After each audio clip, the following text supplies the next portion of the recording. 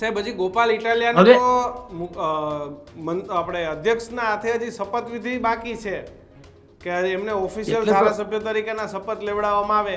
એ શપથવિધિ કાંતિ અમૃતિયા થવા દેવા માંગતા નથી. પેલા એ ગાલો રાજીનામા દેવા. બોલો ક્યાંથી બને સાહેબ?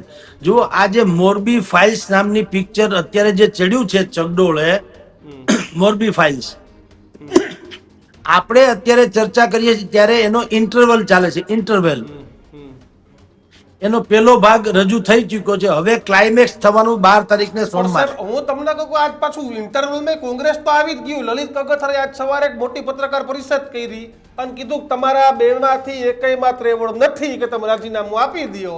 તમારે તમારા આકાઓ એટલે કે તમારા હાઈકમાન્ડને પૂછ્યા વગર તમે કાંઈ કરી શકવાના નથી. એ પાછું ઇટાલિયાએ તો કીધું હતું કે પાટીલ અંકલને પૂછી લેજો.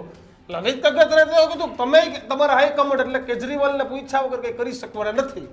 આ તમામની વચ્ચે ઈશુદાન ગઢવીનું નિવેદન તો આવે જ છે કે ભાઈ ગોપાલભાઈ હું કામ રાજીનામું આપે? રાજીનામું આપવું કાંતિભાઈ આપે.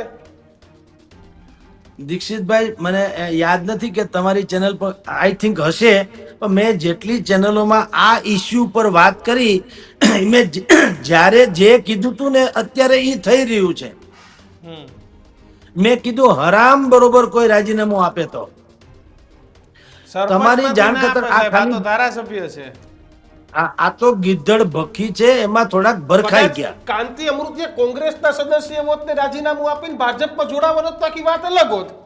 તો કદાચ તો થઈ જાત. તો જ એમાં લલિત કગથરા જે ધૂણ્યા ઈ શું છે કે બે બિલાડી બાંધે તો વાંદરાને રોટલો ખાવા મળે.